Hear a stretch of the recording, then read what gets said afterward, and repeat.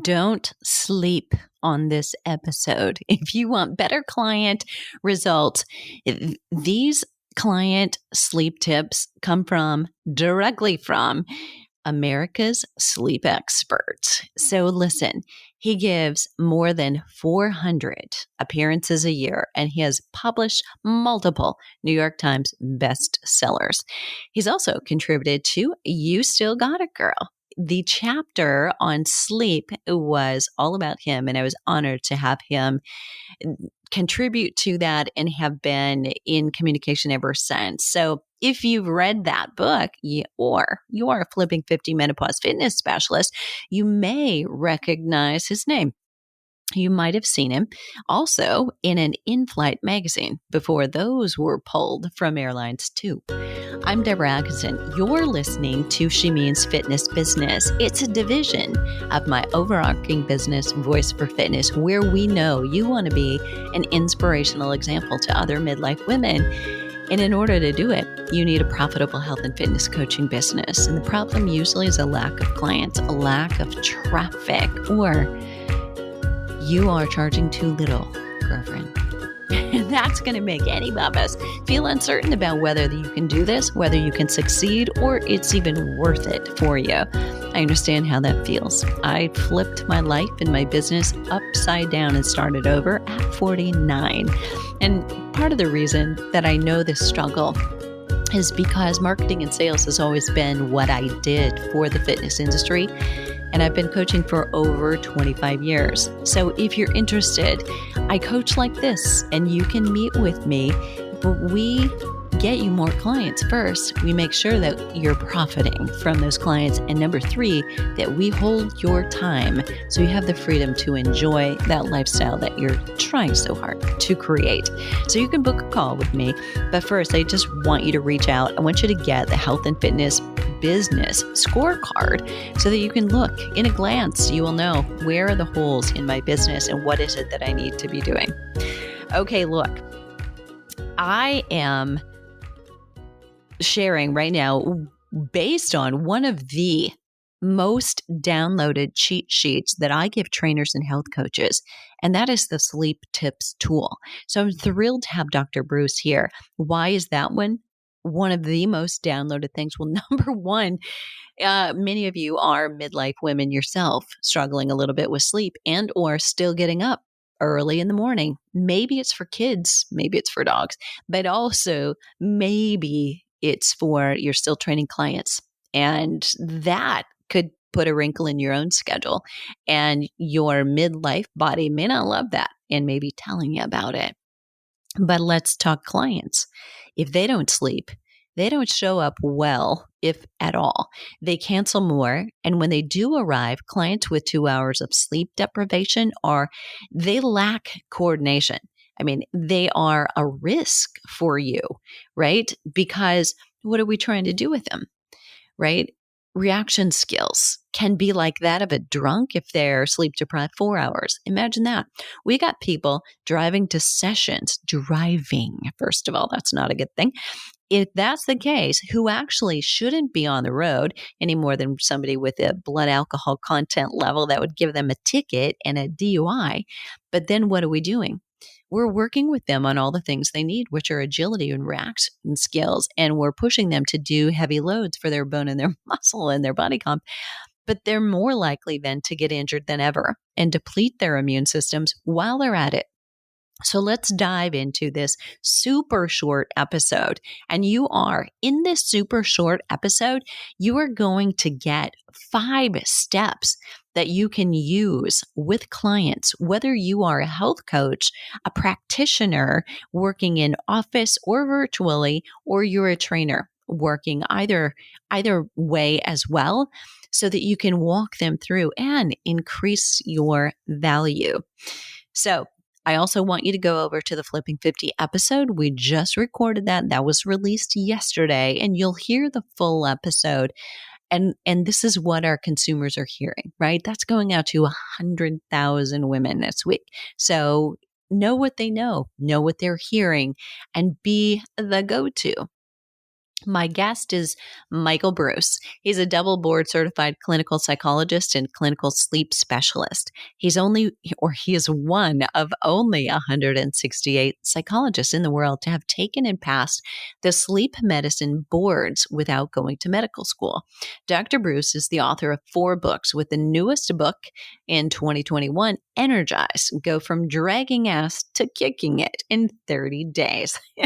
And in it, he adds the concepts of movement, not exercise, and intermittent fasting to his already famous sleep chronotypes.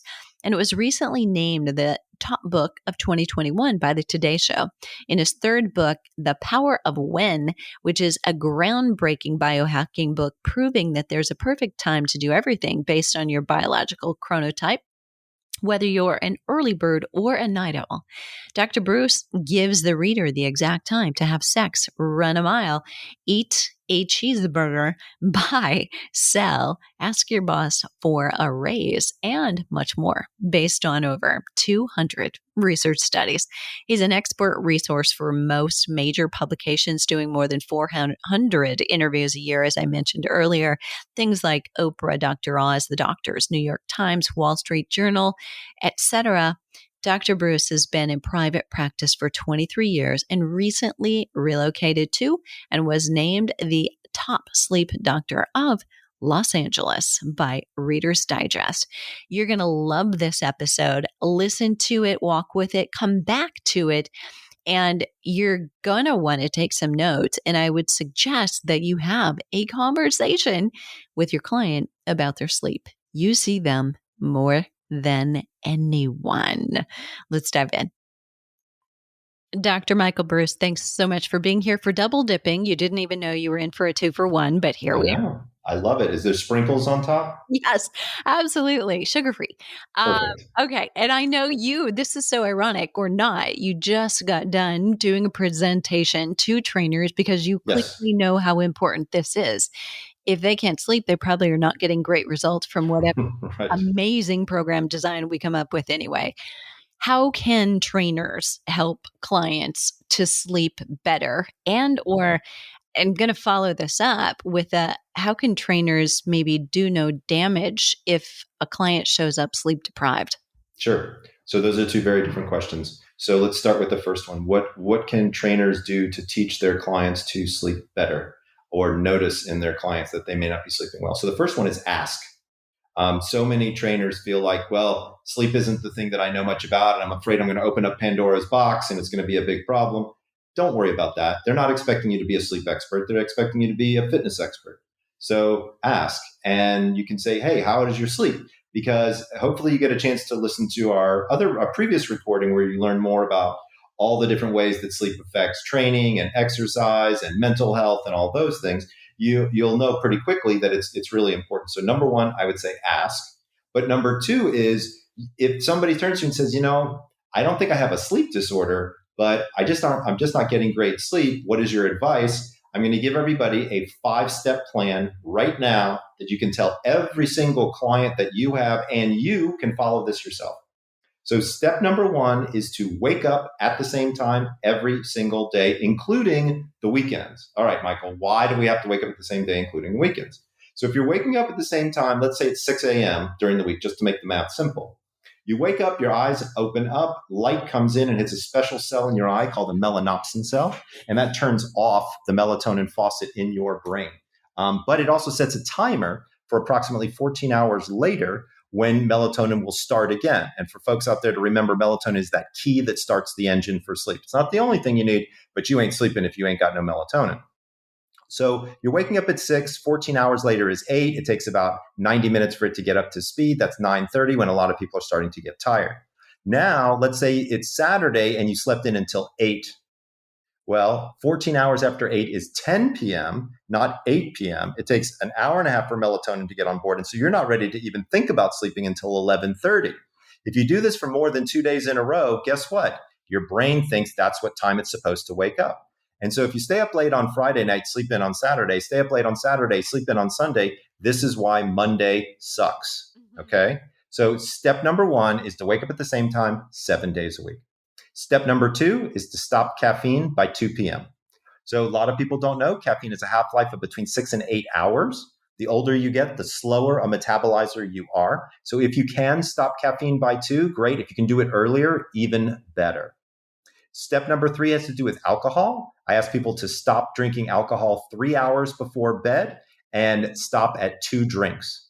Why 2 drinks? Once you get past 2 drinks, you can definitely start to catch a little bit of a buzz. And when you catch a buzz, your body spikes something called cortisol. And that's kind of your fight or flight hormone. And so instead of getting sleepy, now you're an energetic drunk. This is not good for going to sleep, right? There's a very big difference between going to sleep and passing out. We like the going to sleep side of things, not the passing out side of things. So step number 3 is to stop alcohol 3 hours before bed. Step number 4, this is going to be your favorite, is exercise. If you can, daily. There's a lot of data to suggest that daily exercisers are great sleepers, but you don't have to run a marathon every day. There's some data to suggest that exercising too late at night could have an effect on your ability to fall asleep. Except for one group of people called night owls. If you don't know if you're an early bird or a night owl, listen to our previous recording where you can learn about these things called chronotypes and how they can be helpful to you. But if you're a night owl, you can exercise late in the evening. But most people need to stop exercising roughly 4 hours before lights out. Step number 5 has to do with what to do in the morning time. I call it the 3:15s. What you do is when your alarm goes off or you wake up naturally, swing your legs over to the side of the bed, put your feet on the floor. But while sitting, take 15 deep breaths. This is just to wake up your respiratory system, to kind of bring you center, welcome yourself to the day. Step number 2, drink 15 ounces of water. Many people don't know this, but sleep in and of itself is a dehydrative event. You lose almost a full liter of water every night that you sleep just from the humidity in your breath. Then the third 15 is either walk over to the window or better yet, go outside and get 15 minutes of sunlight. Sunlight, when it hits your eye, as we said before, turns off the melatonin faucet in your brain. And 15 minutes is exactly the amount of time that your body needs to create vitamin D, which is a circadian pacemaker. So in summary, stick to 1 wake-up time. Step 2, stop caffeine by 2 p.m. Step number 3, stop alcohol 3 hours before bed. Step number 4, exercise daily, but try stopping 4 hours before bed. And step number 5 is the 3:15s, which is 15 deep breaths, 15 ounces of water, and 15 minutes in the sun. So good. That is so rich. All right. Wait, I got to answer the second half of your question. Yes. No, I was going to get you. Yeah. So the second question was, if you notice that you have a client who's sleep deprived, what do you need to do for them while you're in session working with them? So there's 2 or 3 things that I would say are right out of the gate. So number 1, do not try to teach them anything new. When you are sleep deprived, stuffing things into your memory is very difficult to do, especially if it's got any level of complication to it. So don't teach them any new exercises when they show up and they're, about ready to fall asleep. Number 2 is get them moving. If they're not coordinated enough to be on a treadmill, which you may have to assess, just start walking them around the gym and getting them to be able to start to understand sort of what's helping and going on here. Now, this is going to seem like an unconventional recommendation, but I've done it personally and I've had trainers tell me about it, which is kind of interesting, is instead of putting just water in their thermos, put coffee and water with ice in their thermos. So there's some data to suggest that working out while ingesting caffeine can actually give you a better workout. But what I like it for is when people are that exhausted, sometimes you just have to have a pick-me-up, and caffeine can be a good one for them to sort of start to take throughout the workout. And they're not just guzzling cup after cup. It's you take ice, throw it into your thermos, throw in 1 cup of coffee, throw in a cup of water, and that's what you use for your entire workout. And most of the time, people don't even finish it. So they've had their caffeine, they're starting to move their body, and they're going to be in better shape. And the final thing I would say is don't do anything that's super complicated or any maxes. Like if they show up and they're dog tired, this isn't the day for them to do their bench press max. This isn't the day to do their timed mile, things like that. And again, if it's complicated, if you're trying to do like clean and jerks, or if you're a cross trainer and you're trying to do something that's a little bit more complicated, it's probably not the right day to do it. Such great tips. So good. And I also want to just emphasize, on the other show, on the main podcast at Flipping 50. I want y'all to go listen to that because there's some great resources there. And this is a way to increase your value. Absolutely. You don't have to be the sleep expert. You have one right here in your pocket. You are the connector. It's you knowing 100 people who are experts, and you're just helping quarterback for those clients. You still then increase your value. So thank you again so much for being here. And where's the best place for trainers or health coaches listening to follow you? So I'm super easy to find. I have a website called thesleepdoctor.com. We also do a mailbag. So we're always looking for people to send in questions. So if people have questions, I'll answer them on video, and then we email them out to our crazy email list. So please feel free to go there, ask me questions, or you can find me on social. I have the handle The Sleep Doctor on all the major social platforms. Fantastic. All right, listeners, here you go. Show notes will be here. You get all the goods and the link to the Flipping 50 podcast at fitnessmarketingmastery.com/client sleep. And what are you waiting for? The world needs you right now more than ever.